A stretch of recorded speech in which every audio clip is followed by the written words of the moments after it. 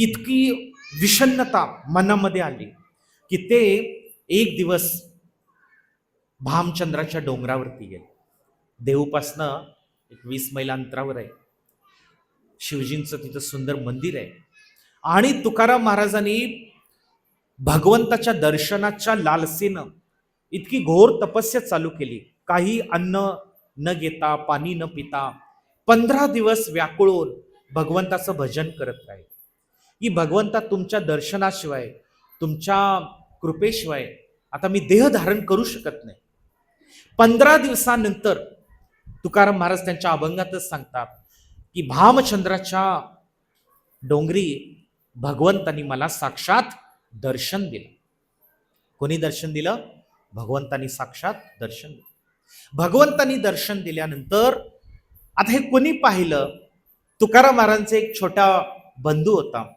तुकारामांचा छोटा बंधू तो हवालदिल झाला.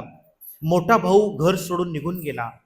त्याला वाटलं की कुठं गेला माझा बंधू, आणि एक तर घरामध्ये खायला प्यायला अन्न नाहीये, आणि हा माझा मोठा बंधू अचानक गायब झाला. तो सगळ्या पंचक्रोशीमध्ये शोध घेत होता. आणि नेमकं त्यांचा बंधू ज्या वेळेला त्या डोंगरावरती आला, त्याला माहित होतं तुकाराम असं कुठं पण डोंगरावर जाऊन भजन करत असत.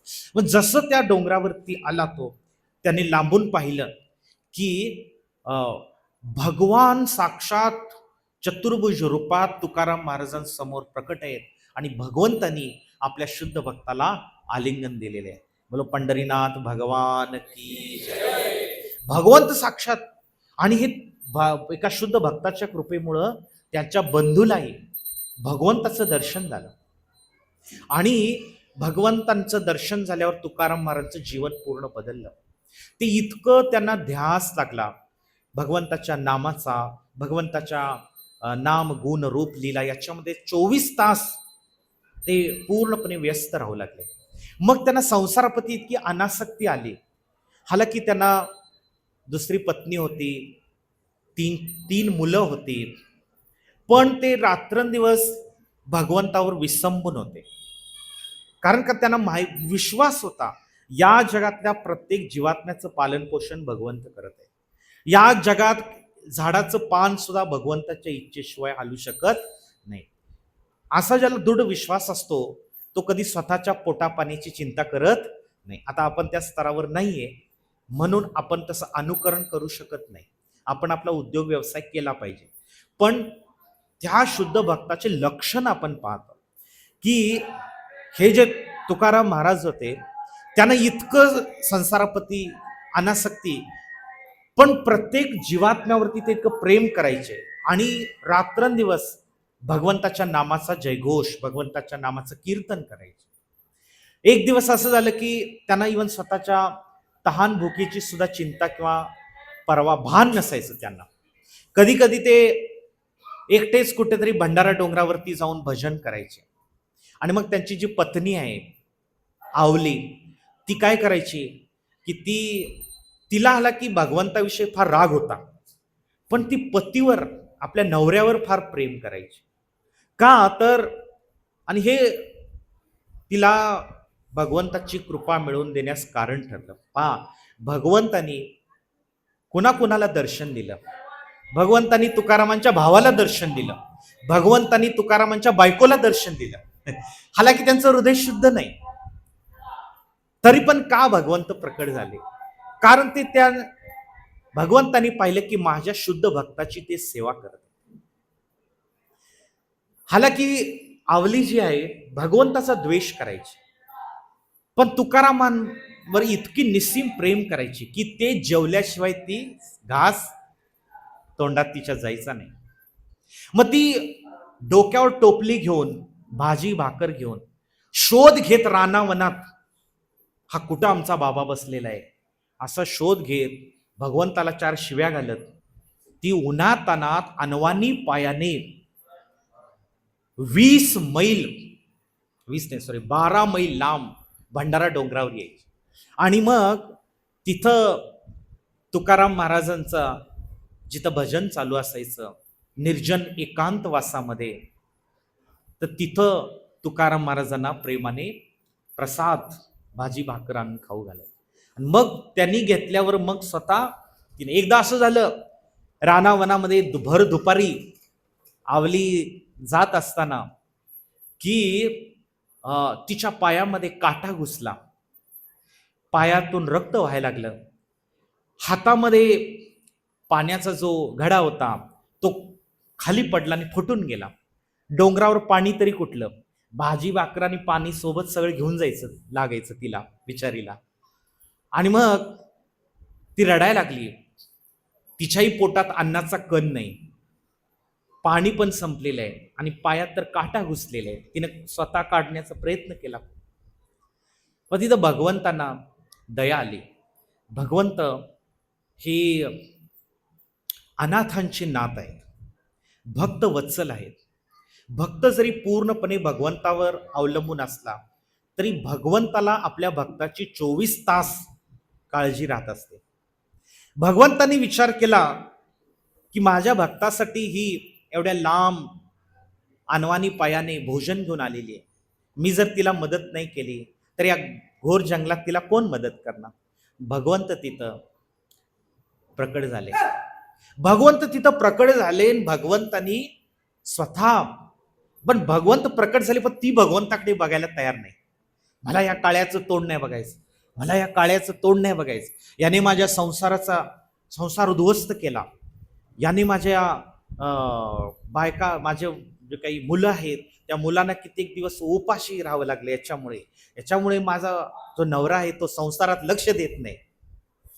अशा प्रकारे ती भगवंता, या दुनियेतले ब्रह्मा शिव आणि मोठमोठे योगी तपस्वी भगवंताचं दर्शन करण्यासाठी लालायित आहेत, हजारो वर्ष तप साधना करत आहेत, त्यांना भगवंत दर्शन देत नाही.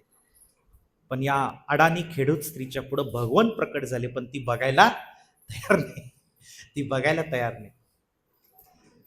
पण भगवंतानी तिचा पाय आपल्या मांडीवरती घेतला, भगवंतानी तिच्या पायातला काटा काढला आणि सांगितलं की तू चिंता करू नकोस. आणि स्वतः भगवंत म्हटले की मी तुझ्याबरोबर येतो, चल. भगवंत तिच्याबरोबर चालायला लागले आणि तुकाराम महाराजांनी डोळे उघडून पाहिलं की साक्षात समोर सुदर्शन चक्रधारी भगवान विष्णू, भगवान नारायण समोर आहेत आणि आवली सुद्धा आहे. तुकाराम महाराजांना इतका आनंद झाला, त्यांच्या डोळ्यातून अश्रू व्हायला. म्हणजे भगवंतांना माझ्या पायी किती कष्ट, तुकाराम महाराज विचार करतायत. भगवंत, आणि त्यांना आनंद का झाला, माझ्या पत्नीला सुद्धा भगवंतांनी दर्शन दिलं. आणि आवलीला तुकाराम महाराज म्हणतात की पांडुरंगालाही भोजन दे, त्यांची सेवा कर. आता तिच्या मनामध्ये विवंचना आहे. पाठीमध्ये तर 2च भाकरी आहेत, एक त्यांच्यासाठी आणि माझ्यासाठी. आता पांडुरंग आले, तिसरे व्यक्ती, त्यांना कुठनं द्यायचं. तुकाराम महाराज म्हणतात तिला पांडुरंगाला आधी भोजन दे. आणि मग पांडुरंगाला तिने वाढलं पत्रावळीमध्ये. भगवंतानी यथेच्छ भोजन केलं, भाजी भाकरीचा आस्वाद घेतला. आणि त्यानंतर भगवंत म्हणाले की आता तुकारामांना भोजन वाढा. तर आता ते आवलीला माहिती आहे की आता काही नाही पाठीमध्ये. भगवंत म्हणतात की पाठीवरचं फडकं काढ. तिनं फडकं काढून बघितलं तर पाठीमध्ये भाकऱ्यांची थप्पी लागली होती. आणि मग सर्वांनी यथेच्छ भोजन केलं. मग पाणी कुठे? पाणी तर तिथंच खतम झालं होतं, घडा फुटला होता. तर त्या ठिकाणी स्वतः भगवंतानी सांगितलं की तिथं बाजूला तो दगड आहे, तो दगड हटव. आवलीला म्हणाले तो दगड हटव. दगड हटवल्यावरती आतनं कारंजा बाहेर आला, झरा बाहेर आला, शुद्ध पाण्याचा निर्मळ झरा. आजही तो झरा आहे म्हणतात तिथं भामचंद्राच्या डोंगरावर. तर भगवंताचा शुद्ध भक्त जो आहे, भगवंत का अशा भक्ताच्या समोर येतात, त्यांच्याशी लीला करतात? कारण त्यांचं हृदय शुद्ध आणि निर्मळ असतं. आणि त्यांना या जगामध्ये कोणी शत्रू नसतो. असे शुद्ध भक्त जे जे संपर्कात येतात त्यांचा सुद्धा आपोआप उद्धार होतो विनासायास.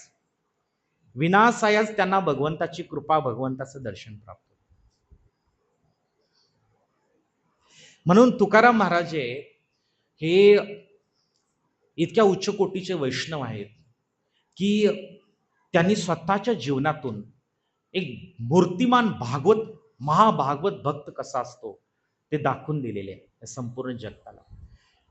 400 वर्षापूर्वी त्यांनी पंढरीची वारी स्वतः ते जात होते भगवंताच्या ओढी. वारी काय आहे? वारी हा भगवंत आणि भक्ताच्या मिलनाचा उत्सव आहे.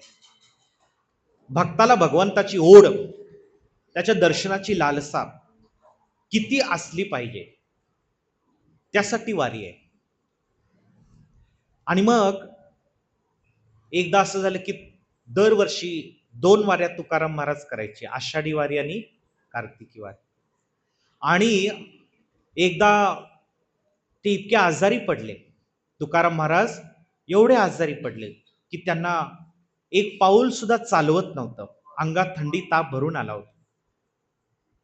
देहू गावाच्या बाहेर वेशीवरती येऊन तुकाराम महाराज आतुरतेने पंढरीच्या वाटेकडे डोळे लावून बसलेले आहेत, पण त्यांना चालवत नव्हतं. हृदयात इतकं दुःख भरून आलेलं आहे की मला आता पांडुरंगाचं दर्शन नाही होणार. शेकडो हजारो वैष्णव चाललेले आहेत. शेवटी नाईलाज असतं. तुकारामांचे जे शिष्य आहेत रामेश्वर भट्ट, कारण ते पुढं रामेश्वर भट्ट गाथा बुडवण्याची आज्ञा झाल्यानंतर त्यांचं हृदय परिवर्तन होतं. ते तुकाराम महाराजांचे निस्सीम शिष्य बनतात आणि शरण जातात रामेश्वर भट्ट. हा त्या शुद्ध भक्ताचा महिमा आहे. एक शुद्ध भक्त परिसासारखा असतो किंवा पारस म्हणण्यासारखा असतो. परिस म्हणजे काय की ज्याचा स्पर्श लोखंडाला झाल्यावर तो लोखंड सोनं बनतं, त्याला परिस किंवा पारसमणी म्हणतात. भलेही तुकाराम महाराजांच्या संपर्कात येणारे असे नास्तिक, कर्मकांडी, द्वेषी, ईर्षाळू लोक असले तरी तुकाराम महाराजांच्या संपर्कात आल्यावर ते भगवंताचे महान भक्त झाले. म्हणून रामेश्वर भट्ट, त्यानंतर संताजी तेली, गंगाधर मावळ असे जे भक्त आणि जवळचे शिष्य जे तुकारामांच्या सोबत रात्रंदिवस राहून भजन करायचे विठ्ठलाच्या मंदिरामध्ये देऊन, त्यांना तुकाराम महाराजांनी स्वतःच्या हाताने एक पत्र पाठवलं पांडुरंगाला देण्यासाठी. हे पंढरीनाथा, मला क्षमा करा, यावर्षी मी तुमच्या भेटीसाठी, तुमच्या दर्शनासाठी येऊ शकत नाही. कृपा करून माझा इथूनच दंडवत प्रणाम स्वीकार करा, माझं प्रेम स्वीकार करा, माझा भक्तिभाव स्वीकार करा. जरी मी देहानं या देहू गावात असलो तरी माझं मन, माझं चित्त, माझं हृदय सदैव पंढरीतच आहे. असं ते पत्र घेऊन ते भक्त जड अंतःकरणाने चालत चालत पंढरीत आले आणि गरुड स्तंभाजवळ राहून पांडुरंगाला ते सगळं पत्र त्यांनी वाचून दाखवलं. आणि तिकडे विठ्ठल भगवान जे आहेत ते सुद्धा मनामधून फार दुःखी झाले. रुक्मिणीला पंढरीनाथ विचारतात, आपला भक्त तुकाराम इथं येऊ शकत नाही, आपण स्वतः देहूला गेलं पाहिजे. काय म्हणतात? आपण देहूला गेलं पाहिजे. त्यावेळेला रुक्मिणी माता म्हणते, आषाढी वारीनिमित्त लाखो लाखो भक्त आपल्या दर्शनासाठी इथं आलेले आहेत. आपणच जर धाम सोडून गेलो तर या लोकांना आपल्या कृपेचा लाभ कसा होणार? मग काय करा, आपलं जे वाहन आहे गरुड देव, त्यांना पाठवा आणायला. तुकाराम महाराजांना काय करा, आणायला पाठवा. लगेच भगवंतांनी गरुडाला आज्ञा दिली की देहू गावामध्ये सत्वर जाऊन आपण माझा भक्त तुकारामला इथे घेऊन यावे. गरुड लगेच काही सेकंदामध्ये आपले पंख फडफडत. ते काही साधारण पक्षी नाही, भगवंताचे ते महान भक्त आहे. आणि ते काही सेकंदातच देहू गावात. आणि तुकाराम महाराजांना दंडवत प्रणाम करून म्हणाले की भगवंतांनी मला आज्ञा दिली तुम्हाला पंढरीला घेऊन येण्यासाठी. तुम्ही सत्वर काय करा, माझ्या पाठीवर बसा आणि मी तुम्हाला लगेच भगवंताच्या समोर हजर करतो. तर तुकाराम महाराजांना आनंद झाला, पण ते गरुड देवाना म्हणाले की मला फार आनंद आहे, भगवंतांनी माझी आठवण केली, भगवंतांनी तुम्हाला पाठवलं, पण मी कसं तुमच्या पाठीवर बसणार, ते स्थान माझ्या स्वामींचं आहे. गरुड हे भगवान विष्णूंचं वाहन आहे, भगवंताचं स्थान आहे ते. आणि मी एक शुद्ध भक्त जरी एवढा महान असला तरी तो स्वतःला अतिशय तुच्छ समजत असतो. मी दिनहीन अधम पतित आहे, मी कसं काय त्या तुमच्या पाठीवरती. आणि ते वैष्णव आहे, गरुड देव काय वैष्णव आहे, ज्या वैष्णवांची चरण धुली घेतली पाहिजे त्यांच्यावर मी पाय कसा ठेवणार. त्यामुळे ते म्हणाले की तुम्ही माघारी जा आणि मी इथं राहूनच पांडुरंगाचं भजन करेन. आणि गरुडदेव असं वापस आल्यावरती मग भगवंत लगेच रुक्मिणी मातेला म्हणतात की आता आपल्याला सत्वर निघायला पाहिजे, आपण आता इथं राहू शकत नाही. लगेच भगवान पंढरीहून देहू गावात तुकारामांच्या समोर उभे टाकले. आणि तुकाराम महाराजांनी पाहताच त्यांच्या सर्वांगामध्ये अष्ट सात्विक विकार आले, त्यांच्या नेत्रातून अश्रू व्हायला लागले, प्रेमाश्रू, आनंद अश्रू व्हायला लागले. भगवंत इतक्या म्हणजे भगवंताच्या भक्ताला जसं भगवंताच्या भेटीची आतुरता असते, तसंच भगवंताला सुद्धा भक्ताच्या भेटीची आतुरता असते, हे यातून दिसतं. एक जीवात्मा जेवढं भगवंताला प्राप्त करण्याची इच्छा करतो त्यापेक्षा कैक अधिक पटीने भगवंताला वाटत असतं की हा जीवात्मा कधी माझ्याकडे येतोय. भगवंताचं प्रेम जे असतं ना ते अहैतुकी असतं. म्हणून भागवत आपल्याला शिकवतं की भगवंतावर आपण कोणताही हेतू न ठेवता प्रेम केलं पाहिजे. कोणता हेतू न ठेवता. का बरं हेतू न ठेवता? असं का, काही आपण मागितलं, काही थोडं देवाकडे आपल्या गरिबी आहे नाही का, थोडं आपण संसारासाठी थोडे पैसे मागितले, आपण काही फार मोठं टाटा बिर्ला अंबानीचा काय ऐश्वर्य नाही मगत, पण थोडी भाजी भाकरी अन्न आपल्याला मागितलं, अन्न वस्त्र निवारा, तर मग काय बिघडलं. तर हे तुकाराम महाराजांसारखे जे वैष्णव भक्त आहेत यांच्या जीवनातून हे आपल्याला कळून येतं अहैतुकी भक्ती काय. अहैतुकी भक्ती याचा अर्थ ज्या भक्तीमध्ये कुठल्याही स्वार्थाची अपेक्षा नाहीये, कुठल्याही स्वार्थाची अपेक्षा नाहीये. इवन तुकाराम महाराजांचा स्वतःचा मुलगा मुतखड्याने इतका त्रस्त होता, मरायला टेकला होता, त्यांची पत्नीने इतकं सगळे विविध उपचार केले, देवऋषांकडे जाऊन गंडे दोरे बांधून, वैद्यांकडे जाऊन आणि वेगवेगळ्या झाडपाल्याची औषधं आणून काही फरक नव्हता पडत. तो रात्रंदिवस वेदनेनं तडफडत. एक दिवस असं झालं की तो डोळे पांढरे करायला लागला, निष्प्राण होऊन पडला. आता तिला इतका राग आला, शेजारच्या बायका बघायला आल्या, काय झालं काय झालं. शेजारच्या बायकांना आवलीने सांगितलं की असंच आहे, हा जो महादेव आहे, थोरल्या मुलाचं नाव महादेव होतं, की त्याला मूतखड्याचा त्रास आहे आणि किती उपाय केले तरी काहीच फरक पडत नाही, आता काय करावं. तर त्या बायकांनी आगीत आणखी तेल ओतलं. तिला आधीच पांडुरंगाचा खूप राग होता.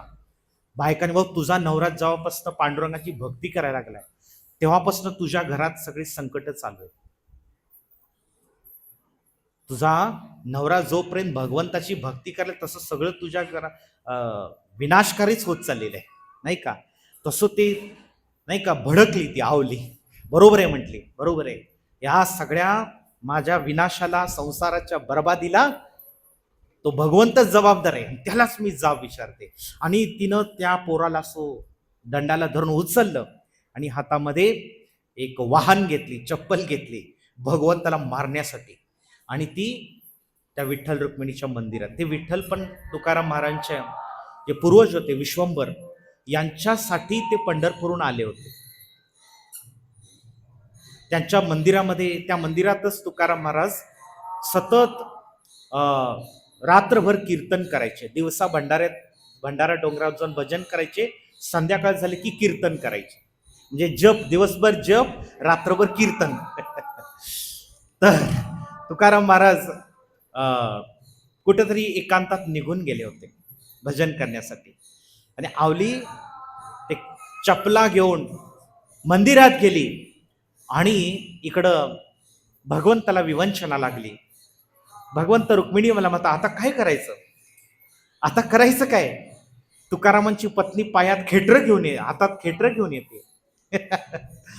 रुक्मिणी माता म्हणते की की तुम्हाला अशक्य असं काय या जगामध्ये, तुम्हाला या जगामध्ये अशक्य असं काय आहे? अनंत कोटी ब्रह्मांड तुमच्या रोमरंध्रातनं बाहेर येतात आणि या जगातलं झाडाचं पान सुद्धा तुमच्या इच्छेशिवाय हलत नाही. तुमच्यासाठी कोणती गोष्ट अशक्य आहे? त्यावेळेला महादेवाला भगवंताच्या समोर आडवं केल्यानंतर ती जाब विचारते पांडुरंगाला आणि सगळं काढते की माझ्या पतीने रात्रंदिवस तुमच्या नावाचा घोष करत आहे, जप करत आहे. तुमच्या भजनापायी माझ्या संसाराची धुळधाण झाली आणि आता माझा मुलगा मरायला टेकलेला आहे. अजून तू किती सत्व पाहणार आहेस आमचं? असं काही ती बोलत असतानाच रुक्मिणी माता तिला म्हणाली की तू काळजी करू नकोस, तुझा मुलगा बरा झालेला आहे, त्याला घरी घेऊन जा. तिनं आश्चर्यानं पाहिलं की मूर्ती कशी काय बोलायला लागली. मूर्ती तर बोललेली दिसलं नाही, मग आवाज कुठून आला? ती मागं पुढं पाहायला लागली, कुठून आवाज आला तिला कळालं नाही. पण इकडं महादेव जो आहे तो उठून नाचायला लागला होता आणि म्हणत होता, मला आता आई मला बरं वाटते, मला खूप बरं वाटतंय, मला इतकं बरं वाटतंय की आता मला खूप भूक लागलेली आहे. आणि हे बघितल्यावर मग आवलीला अतिशय आनंद झाला आणि तिला असं वाटलं की माझ्या भीतीनं पांडुरंगाने बहुतेक ह्याला बरं केलं. काही का असे ना म्हणले, बरं केलं तर मी आनंदी आहे. आणि मग ते खेटर घेऊन त्याला घेऊन ती घरी गेली. पण तुकाराम महाराजांनी कोणत्याही क्षणी कोणत्याही प्रसंगी भगवंताकडे याचना केली नाही. हा फार उच्च कोटीचा भाव आहे. सुदामा ब्राह्मण द्वारकेमध्ये गेले पण त्यांना सांगायची हिंमत नाही झाली की भगवंता माझ्या घरामध्ये माझी मुलं उपाशी आहेत आणि त्यांना खायला अन्न नाही. ते रिकाम्या हातानच परत आले, त्यांनी काहीच सांगितलं नाही आणि इच्छा पण नव्हती सांगण्याची. म्हणजे हे भागवत जे सांगतं की अहैतुकी प्रेम हा भक्तीची सर्वोच्च पराकाष्ठा आहे. सर्वोच्च पराकाष्ठा आहे भक्तीची. एखादा जर भगवंताकडे काही भौतिक इच्छा मागण्यासाठी जरी भक्ती करत असेल, ती पण भक्तीच आहे आणि तो पण भक्तच आहे, तो पण भक्तच आहे. पण भक्तीमध्ये जे स्तर असतात, सर्वोच्च स्तर आहे अहैतुकी भक्ती. अहैतुकी भक्ती म्हणजे तिथं स्वतःच्या भौतिक स्वार्थासाठी किंवा या जगामध्ये आपलं जीवन वाचवण्यासाठी सुद्धा भक्त कधी याचना करत नाही. का तर त्याचा भाव आहे की मी भगवंताला कोणत्याही प्रकारे त्रास देऊ इच्छित नाही, कष्ट देऊ इच्छित नाही. भगवंताकडे तो कोणती गोष्ट मागत नाही. याला अहैतुकी भक्ती. आणि ही भक्ती ही भागवत मध्ये सर्वोच्च भक्ती सांगितली. अहैतुकी अप्रतिहता ययात्मा सुप्रसिद्धते. अशा भक्ताला भगवंत स्वतःला विकून टाकतात. अशा भक्ताला भगवंत स्वतः का असं भक्ती भगवंताला पाहिजे? वर का अशी भक्ती भगवंताला पाहिजे? कारण त्या भक्तीमध्ये भगवंताला इतका आनंद आणि प्रेम मिळतं. निस्वार्थ निस्सीम प्रेम कुणाला नको या जगामध्ये. या जगामध्ये जे काही प्रेम आहे ते स्वार्थावर आधारित आहे. जर भगवंताला पण स्वार्थावर आधारित प्रेम नको आहे. हालाकी आपण जरी आता स्वार्थावर आधारित जर कोणी एखादा भगवंताकडे येत असेल, तो पण महान आहे. भागवत मध्ये हे पण सांगितलेलं आहे. कुठल्या का कारणाने भगवंताकडे येत असेल तो महानच आहे. पण आपला प्रयास काय पाहिजे? अहैतुकी भक्ती प्राप्त करण्यासाठी आणि तिची प्रार्थना भगवंताकडे केली पाहिजे. भगवंत मला अहैतुकी भक्ती करण्याचं सामर्थ्य द्या. दोन्ही पण गोष्टी सांगितलेल्या आहेत. म्हणजे अकाम सर्व कामो वा मोक्ष काम उदारदी तीव्रेन भक्ती योगेने यजेत पुरुषम ब्रह्म. जरी एखादा अकाम म्हणजे काही कामना नाही, तो व्यक्ती भगवंताकडे आला, किंवा जो सगळ्या कामनांनी भरलेला आहे, मला हे पाहिजे, मला ते पाहिजे दुनिया, तो जरी आला, किंवा ज्याला मोक्षच प्राप्त करायचंय किंवा सिद्धी प्राप्त करायची, अशा कोणत्याही भावनेने भगवंताकडे आला तरी तो उदार आहे, महान आहे, हे भागवत मध्ये सांगितलेलं आहे.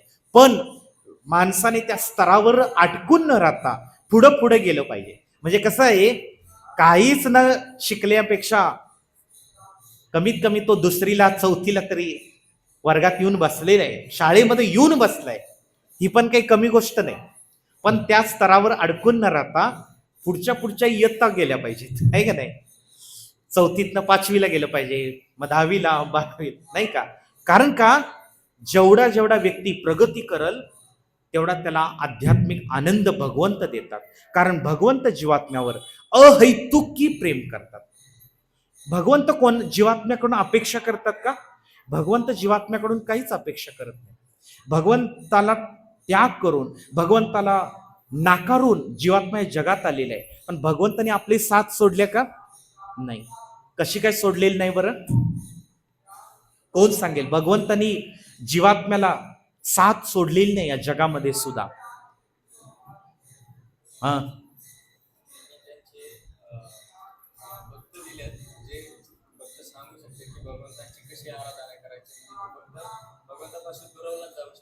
हा, ती पण पुढची गोष्ट झाली.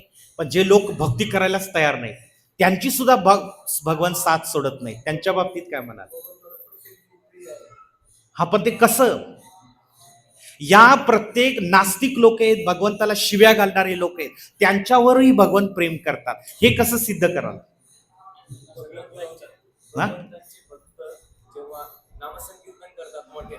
भक्तीचा विषय सोडून द्या. हा, अरे त्या लोकांना खायला प्यायला अन्न आहे, सूर्यप्रकाश आहे, हवा आहे, पाणी आहे. भगवंत असे म्हणले का माझी भक्ती करत नाहीये तो, त्याला अन्न पाणी बंद. पाऊस असं म्हणतो का की मी फक्त भक्तांच्या शेतातच पडणार आहे, अभक्तांच्या शेतात नाही पडणार का? सूर्य असं म्हणतो की मी फक्त भक्तांच्या साठीच उगवतो आणि प्रकाश देतो, असं आहे का? प्रभुपाद सांगतात सगळ्या जीवात्म्यावर भगवंत अहेतुकी प्रेम करतात. कसं करतात? कारण प्रत्येक जीवात्म्याच्या शरीराच्या पालन पोषण भगवंतच करत आहे. इवन अहम वैश्वानरो, भगवंत खाल्लेल्या अन्नाचं पचन सुद्धा करतात. भगवंत म्हणतात मी जठराग्नी, प्रत्येकाच्या पोटातला जठराग्नी मी आहे, मी खाल्लेलं अन्न पचवतो. जीवात्मा अन्न तयारही करू शकत नाही, अन्न खाऊही शकत नाही आणि पचवू शकत नाही भगवंताच्या अनुमतीशिवाय. हा साक्षात्कार आहे गीता आणि भागवताचा. जीवात्मा भगवंताच्या अनुमतीनेच अन्न उगवू शकतो, खाऊ शकतो आणि भगवंताच्या अनुमतीनेच पचवू शकतो. जठराग्नी मंद झाला तर तो खाल्लेलं पचवू शकत नाही अन्न. हे भगवंताचं अहेतुकी प्रेम आहे. कोण असे या जगात आहे की जो इतका द्वेष करणाऱ्या व्यक्तीचं सुद्धा पालन पोषण करतात? फक्त भगवंत त्याच्या पुढं स्वतःच प्रेम स्वरूप आहे, भक्तवत्सल स्वरूप आहे, ते प्रकट करत नाहीत. ते मात्र पूर्ण कायम अज्ञानात ठेवतात त्याला. का? त्याचीच इच्छा आहे, त्याला भगवंताकडे यायचं नाही. भगवंत ठीक आहे तू लांब राहा. पण हे त्या जीवात्म्यासाठी फार मोठं दुर्भाग्य आहे.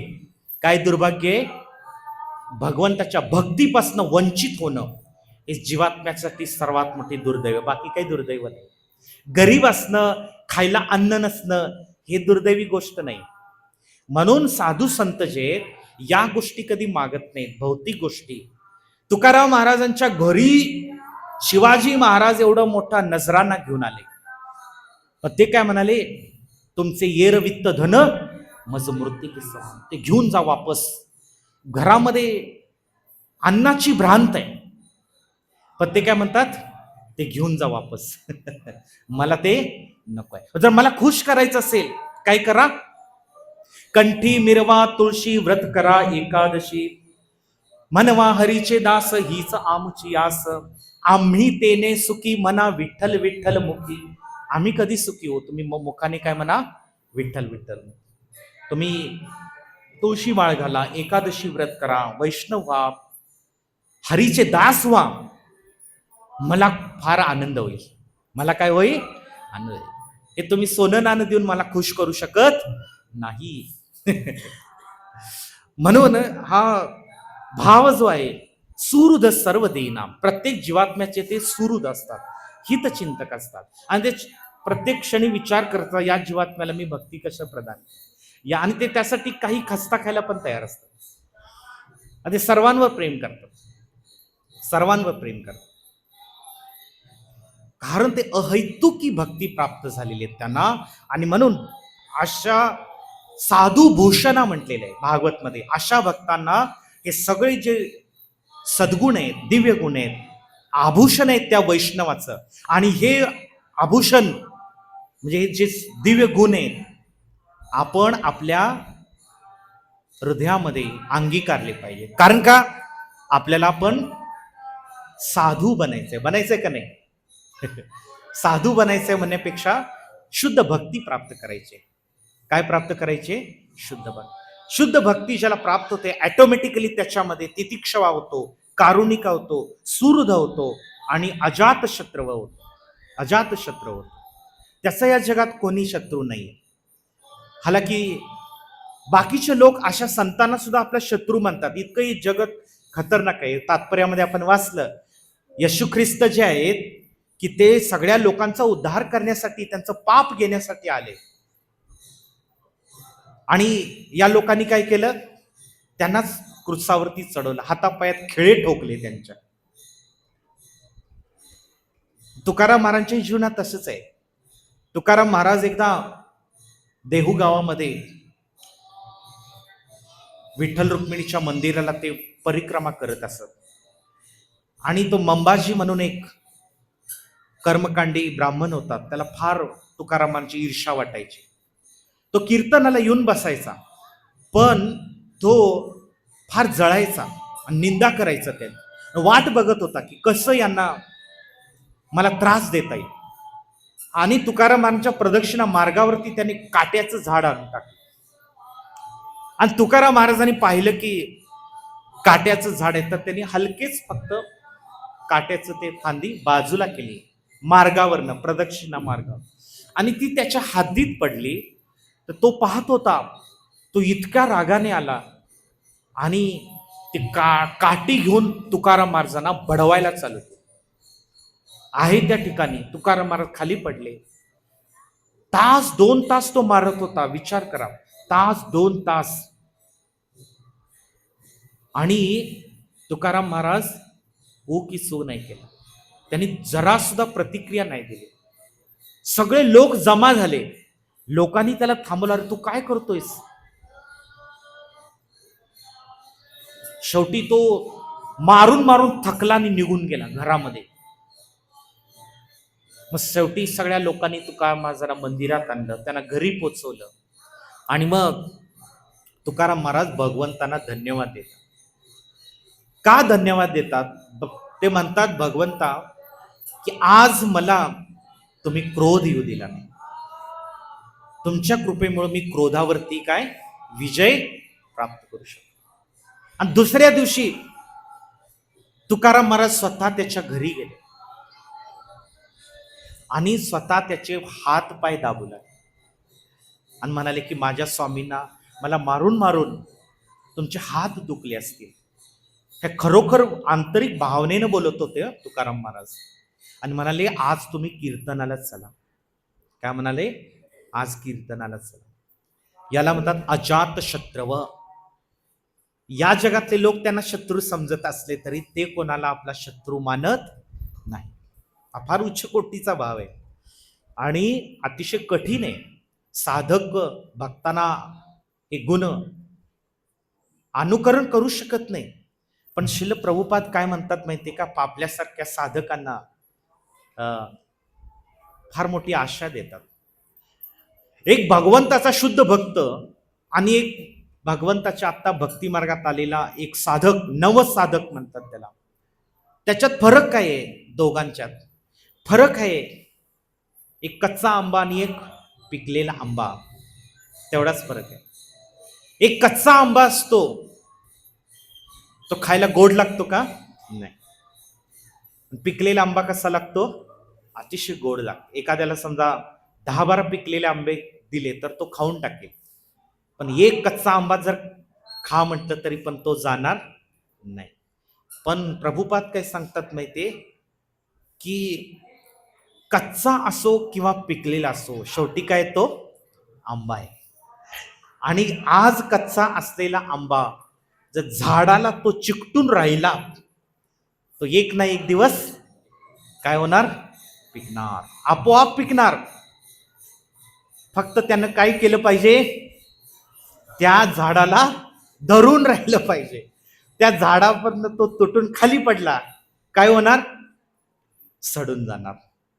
तसं वैष्णवाने किंवा नवसाधक भक्ताने भक्त संघाला चिकटून राहिलं पाहिजे. एक ना एक दिवस काय होईल? तो असा शुद्ध वैष्णव तयार होईल. त्याच्यातले जे दुर्गुण आहे, त्याच्यातले जे काही अशुद्धी आहे, काम, क्रोध, ईर्षा, मद, मोह, मत्सर आहे, ते निघून जाते आणि तो पण शुद्ध. आणि त्यावेळेला मग काय होईल? भगवंताचं आपल्याला सुद्धा दर्शन होईल. भगवंताचं नाम, गुण, रूप, लीला आपल्या हृदयामध्ये सगळं प्रकट. ह्याच्यामध्ये काही आश्चर्य नाही.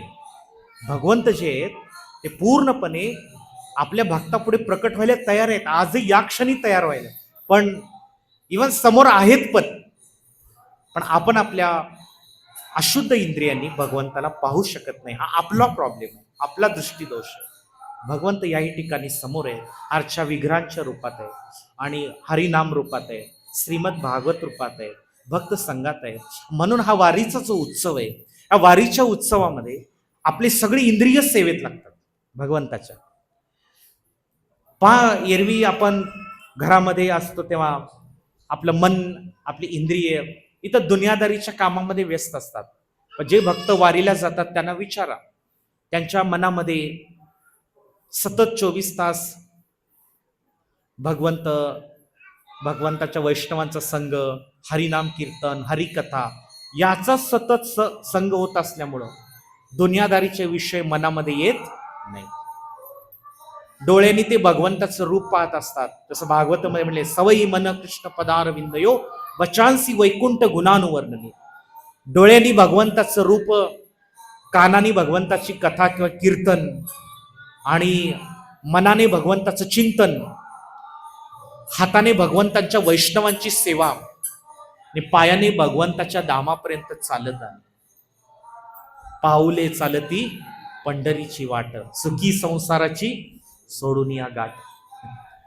ही गाठ सोडण्यासाठी वारीला जायचंय. ही गाठ कुठली? याला भागवत मध्ये हृदय ग्रंथी म्हटले. विद्यते हृदय ग्रंथी चिंतनते सर्व संशया.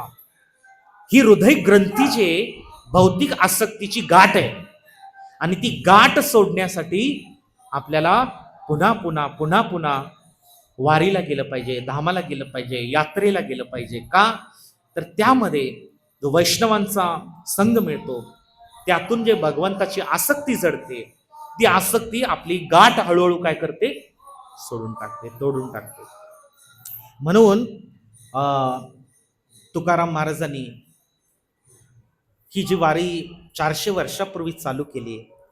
पहा एका वैष्णवाचा महिमा काय असतो. 400 वर्षापूर्वी ही जी परंपरा आजही अखंड चालू आहे आणि उलट त्याच्यामध्ये काय व्हायला आले? वाढ होत चालली.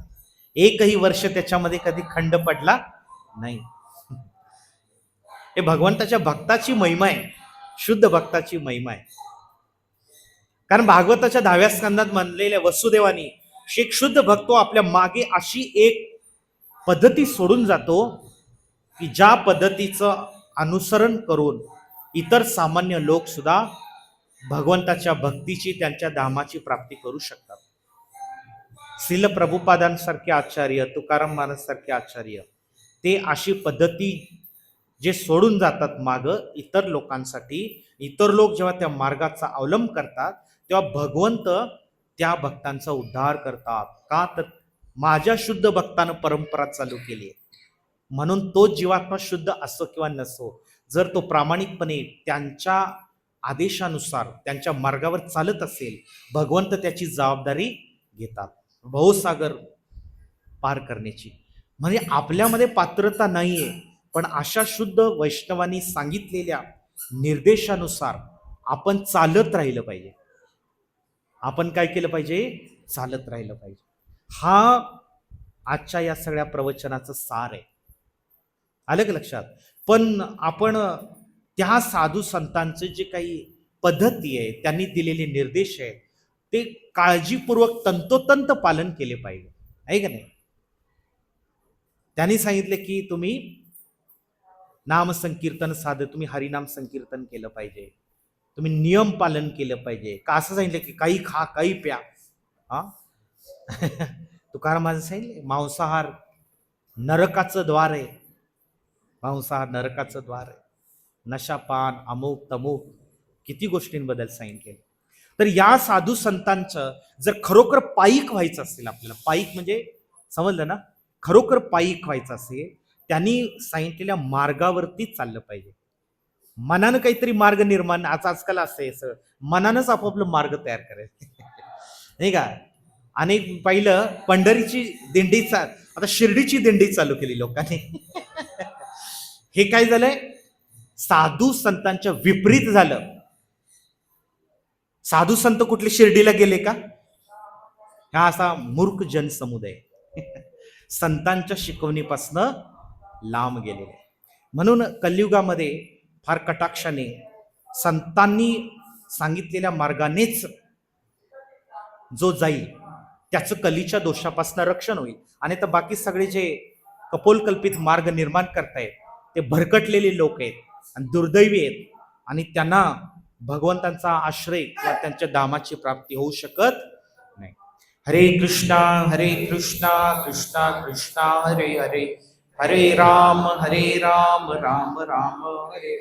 नंतरा श्रीमद भागवत महापुराण की, संत तुकाराम महाराज की, श्री विठ्ठल रुक्मिणी भगवान की, श्री पंढरपूर धाम की, शिल प्रभुपाद की. किती वाजले? 8:45 वाजले ना. मग कीर्तन करू आज डायरेक्ट. कीर्तन थोडं जास्त वेळ करू. अनाउन्समेंट करा मग आता.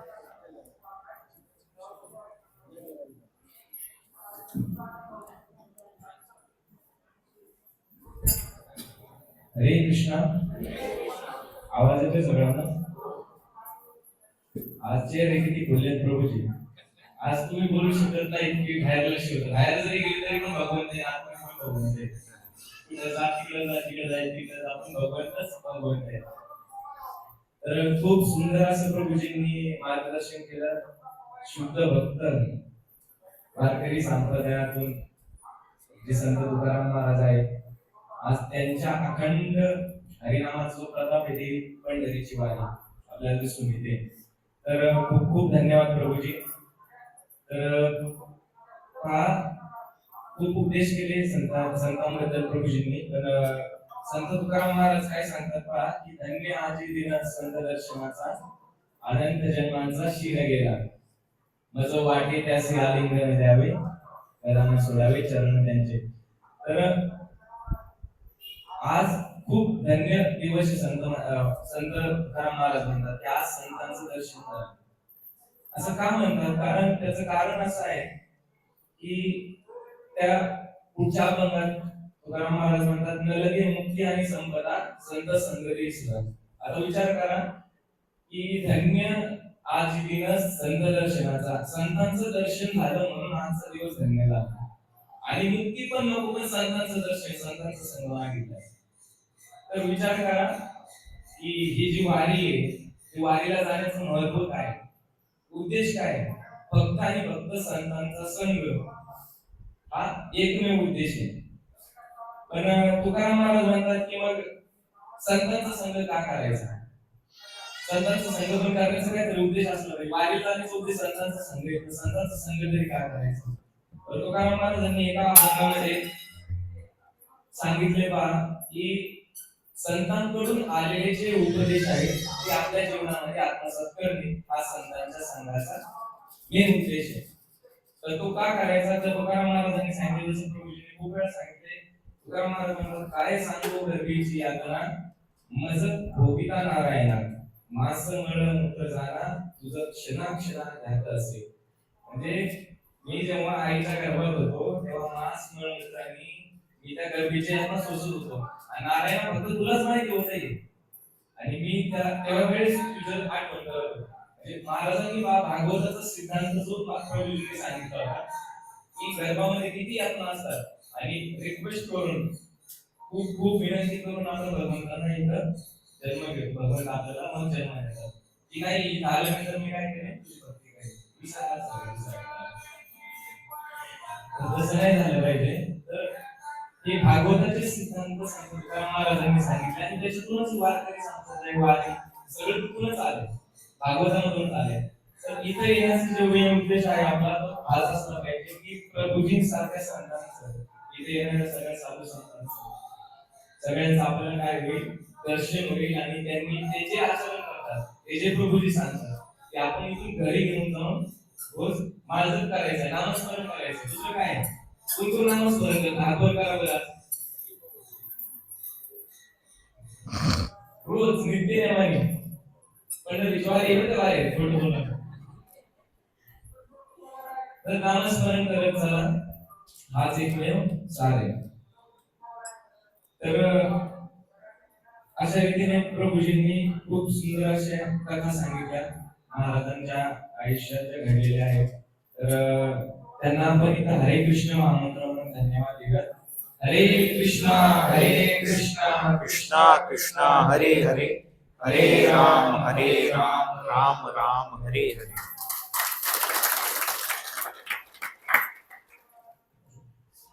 तर आजची प्रसाद सेवा जी आहे ती संतोष रघुनाथ गुंजाळ सतीश प्रभूंचे सागर प्रभूंचे वडील त्यांच्या मार्फत आहे. तर मी विनंती करतो सागर प्रभू आणि सतीश प्रभू यांना समोर यावं.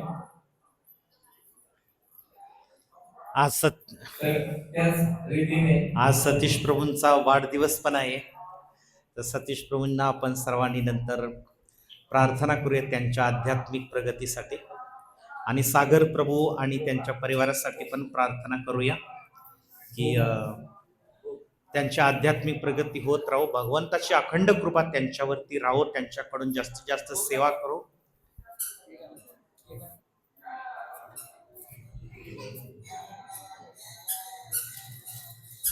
तर एकदा आपण सतीश प्रभू आणि त्यांच्या परिवारासाठी सर्वांनी हरे कृष्ण महामंत्र म्हणून भगवंताकडे प्रार्थना करूया. हरे कृष्णा कृष्णा कृष्णा हरे हरे, हरे राम राम राम हरे हरे.